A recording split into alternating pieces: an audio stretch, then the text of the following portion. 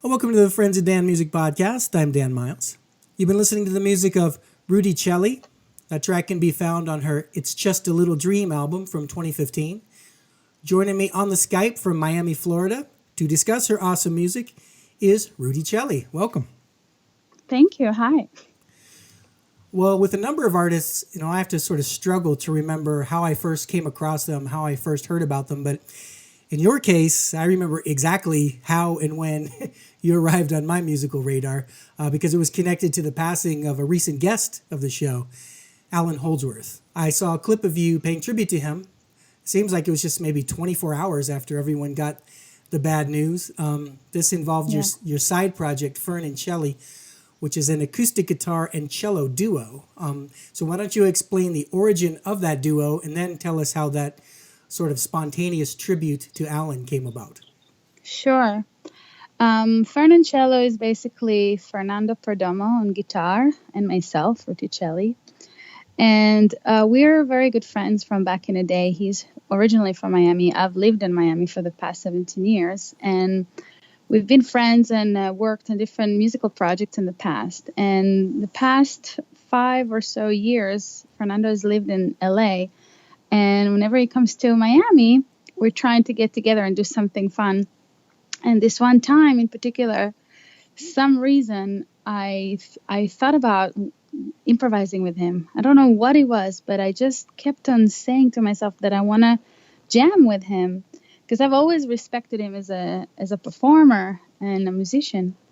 And there was this one evening he told me, you know what, there is a jam session I'm going to go to. You should come with me. And we headed there. But it's weird. As soon as we got there, it was over and we were kind of bummed. So we looked at each other and we said, okay, let's go to my studio. It was like almost midnight. But we said, whatever, we'll just go. And we went there and we sat down, and within literally 3 minutes as we started playing, Fernando goes, I'm so sorry, Ruti. I do not want to waste this. We have to record. Yeah. And so from that night, we recorded about 5 hours of music, out of which first of all, we were so amazed by the connection that we had musically, and we never improvised before. And we realized we had something very, very special, and we were very elevated by it all. And out of those 5 hours of music, we actually cut a few little pearls out of the music, and we made them into pieces that we knew later we were going to put into an album. And that was the birth of Fern & Celli, and complete improvisation duo. What we do is we just totally let go and we improvise, 100% blind improvisation. And the Alan Holdsworth piece that we played was actually, obviously, it was a tribute, and we heard about his sudden death. And Fernando was telling me, because we were about to perform at the Kulak's Woodshed in LA, and it was just literally the same day, and he wanted to perform a piece together, and we came up with it. It was not even 10 minutes. We just figured out something together fast. And that was the first time that we played it at the Kulak's Woodshed. And that was a clip that they made for us, and we posted it. And we were very fortunate, actually. We realized it became quite popular very fast. And I think that's when you saw that. Had you ever heard the Tony Williams original version, or did he just sort of, did Fernando just sort of sing to you your part? I heard something, but it was not until after the show. So for the show, it was just a really beautiful piece that I felt.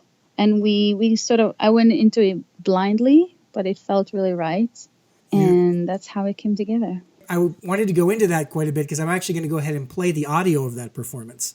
Cool. And anybody listening, if you're also interested in seeing this, you can easily find it on YouTube. Just search for Fern & Celli. Fred is the name of the composition. So let's pause a moment and check that out.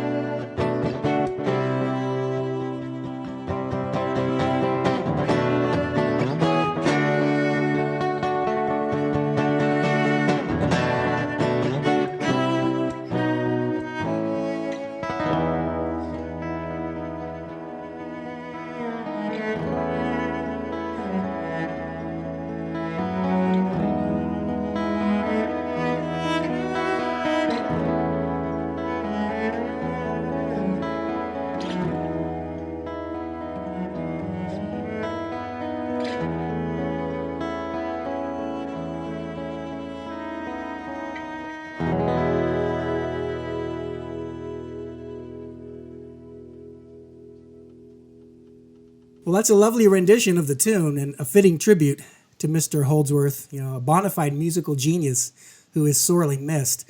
I know that you guys were able to do some shows, or at least one show with Jean-Luc Ponty not long ago. Yes. How did that fall together? That was just an amazing situation.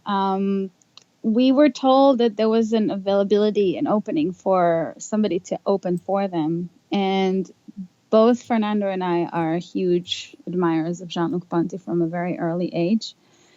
And when we heard about that, we totally were excited and we went for it. At first, we weren't quite sure because it was taking a little time to hear back. But when we did hear back, we were ridiculously excited, and I made sure that I'm gonna make my way there. And when we got there, I mean, for me, it was incredibly amazing just because, first of all, he's a string player who's an improviser, who's like, there's not that many incredible improvisers out there. And Jean-Luc Ponty, with his history going back to the Mahavishnu Orchestra days, that for me is like, I don't know, I don't have words to describe how amazing his playing is on that. But even just the fact that he's a string player, improviser, for me was huge. So meeting him was so beautiful, so just satisfying on so many levels.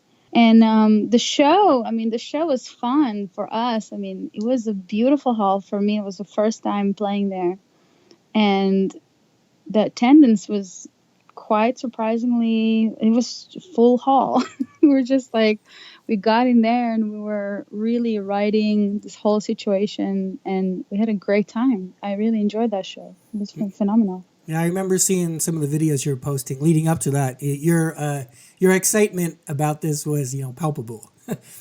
But but understandable. Even if you weren't a string player, I'm not a string player, and I've always loved I Jean-Luc could Ponty. tell you a funny story actually, because it's interesting. I originally planned to bring my cello from Miami, but as some of you probably know, flying with an instrument like a cello requires buying an extra ticket. You have to literally sit Mr. Cello next to you, or Mrs. Cello. And we were sort of like, everything had to come together really fast, so we didn't really have all the resources to make that happen. So I decided to just go to LA and I'll deal with it over there. I had somebody who told me he had a collection of instruments that were fairly decent and promised me that I won't be disappointed. And I got there and I did actually go through a few instruments. It was fairly decent, like you said. But it wasn't a very large collection to choose from. And what I took was, it was nice instrument, but I did have to deal with varnish on the neck. Oh. It's an instrument that has never been played before. So you could have found me, like if you were there at the place, you would see me sitting at the green room, scraping the neck of the cello, trying to get some of the varnish off, literally until like a minute before the show. And luckily it was done well enough for me to not even think about it during the show, because it was a very interesting situation. Yeah, I've heard a lot of horror stories about traveling with instruments being damaged or destroyed or lost. That would have been a bad night for you to commit a crime, because your fingerprints would have been all over everything probably. Yeah, it was hilarious, but nobody knew. I mean, they would only know if I told the story. But right, those are the kind of things that we all privately know. Right. But and now your audience knows too. That's right. That's funny. And if anybody was at that show, they'll probably think back, oh, that's a little post insight, right? Well, because it was the Ponty Band, I know you got to spend some time with our mutual friend Jamie Glazer. Yes. Also a past guest of this show, all around great guy. I mean, he got me into the Scottsdale, Arizona Ponty gig for free. So hey, that's my brother. I spoke with him earlier today and mentioned that I was going to be interviewing you, and he said to tell you that next time he takes a picture with you, he promises to smile. He was very adorable. I don't think he didn't want to smile. He was just being, his adorable self in the photo. He was very, the whole situation was very warm, very welcoming. We both felt really loved by the band, and he has a particular allure about him that is just he's very thoughtful of other people. Mm-hmm. And I just felt really comfortable there. In fact, we're actually going to be engaged in the same project coming up soon with a songwriter called Errol Chaos. And we're doing a song together for Errol for his next album. And I believe that Jimmy and I are going to be on the same song. So that'll be awesome. Quite exciting. Well, what he told me was that he'd been in an argument with somebody right before the picture was taken, and so after you posted the picture, he looked at his face and he goes, "Oh yeah, the residual like mental state It had nothing to do I with. didn't even know that. Yeah, That's funny. it had nothing to do with you at all. I guess he'd just been arguing with somebody, and then, 10 seconds Oh, later. and this whole time I thought it was just being a cute puppy, kind of, because he had this very sort of sweet face. I Yeah. didn't know about the See, argument. now we've given each other insights into your Southern California. Right. Let's turn our attention to the main attraction here, which is your music, your solo music. First and foremost, I feel like I need to ask, of all the possible instruments, what drew you to the cello? Well, I grew up in a musical family, listening to piano, flute, singing, guitar, and it was quite obvious that I was going to pick an instrument. To be honest, at first, was quite attracted to the violin. And Yeah. I remember my mom took me to a lot of orchestra concerts, and she was saying, I think I like the violin, but I think the cello is even better for you, because a violin can sound a little squeaky, like we don't want that. And cello is so feminine. You're gonna be great at it. I said, okay. Well, little did she know, the cello actually tends to sound like a chainsaw at first. You start playing.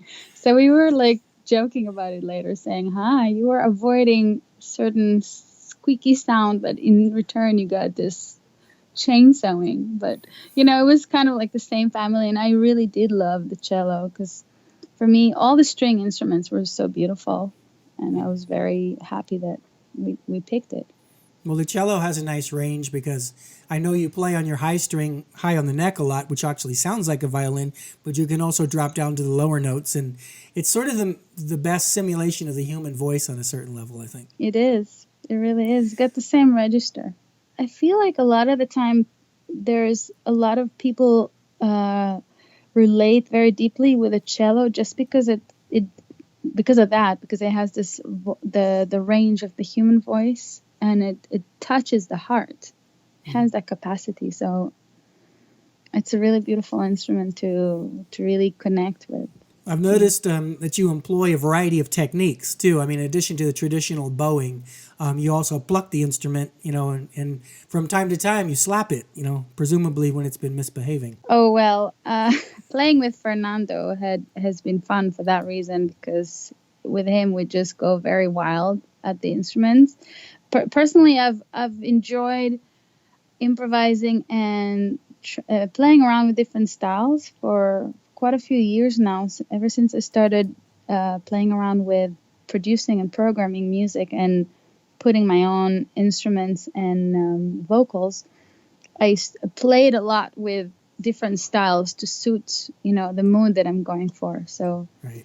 I think that experimenting with different techniques was kind of part of what I went through. While your cello work does figure prominently in your most recent album, It's Just a Little Dream, is it fair to say that the album is actually more of a showcase for your singing and songwriting? Yes, in fact, in comparison with the first album, it's pretty much almost 100% vocal. There's one song that I don't sing on, which is what is it called? Slowly but surely. Slowly but surely. Thanks for reminding me. Yes, that's the No.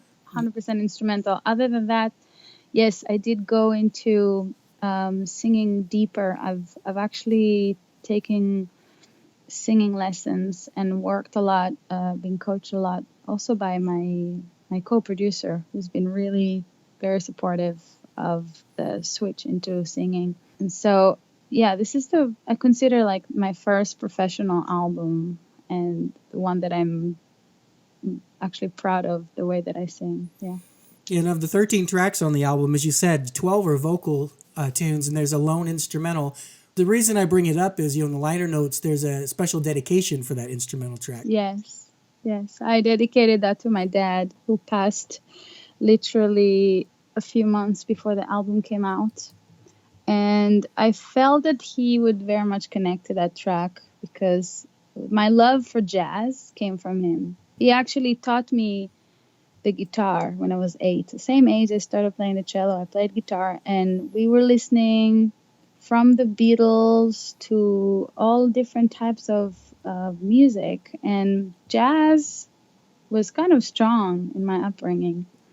And I just felt like he would really connect with it, and I wanted to dedicate it to him. Did you guys listen to any Stefan Grappelli? Absolutely. I grew up listening to Django Reinhardt and Stefan Grappelli. That was like my beginning of kind of absorbing the vibe of improvisation and jazz, and I just really enjoyed it. I felt like it was fun. It was something that I was very drawn to. Absolutely. Well, when you mentioned Jean-Luc Ponty earlier being a string player and an improviser, I didn't interrupt you, but Stefan Grappelli he's who I was thinking of as maybe it's a pretty small little pond they're swimming in there.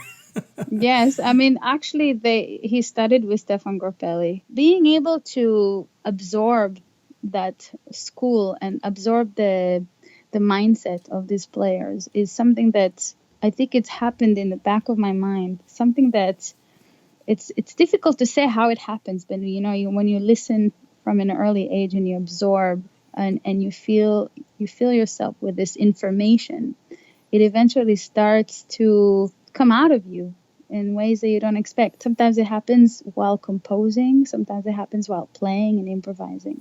It's interesting how it happens. Well, I would agree with you that listening to Django Reinhardt and Stefan Grappelli, that's a style of jazz that seems fun. And then later when Grappelli was working with George Shearing, likewise, sophisticated music, interesting harmonically, but a fun vibe, because there's other tangents in jazz where it feels a little more like work listening to it. Right. Or it might be like explorations into dissonance and, that type of thing. But yeah, I first time I heard all three of them, Django, Grappelli, and Shearing, I thought, oh man, these are like masters of music. Crazy. I do like all the tracks on that album for various reasons, but I think I do have a favorite. There's just something about the way all the elements came together on that particular recording. It makes it a standout to me. The song is called So Blissful. What can you tell us about writing that one? So Blissful is highly influenced by my fascination with the energy of nature at nighttime. I used to live in Pinecrest down in South Miami, and the room that I worked, the one that used to be my studio, was kind of connected to the yard. We had like a yard with a swimming pool, and I had a door going out. And sometimes I would work there, and I leave the door open. And normally I would work late at night. It's just the way my brain is wired. It's easy for me to get inspired late. And I started putting this beat together. It was sort of central beat, and I was absorbing the sound of the crickets and the night animals, the night birds, and all the beautiful sounds around me, and it literally just got woven into the song. And it's very interesting because when I write music, I often start from the beat, from the atmosphere. So I create, it's like very slow cooking. You start with you put the flavor slowly, and it starts to become what it is. I don't know, I had a very magical build-up. And yeah, and the lyrics came later, and it's just like all this inspiration that came from nature and from the energy of nature and being in awe of nature and just sitting, looking at it and being in awe of it. All that feeling went into the song. Well, I think we're due for another little musical break, so I want to go ahead and play that track and let everyone experience that vibe and that mood, particularly with the insight you just given to us in terms of what inspired the song. So let's do that. From It's Just a Little Dream, here's an original Ruti Celli composition called So Blissful.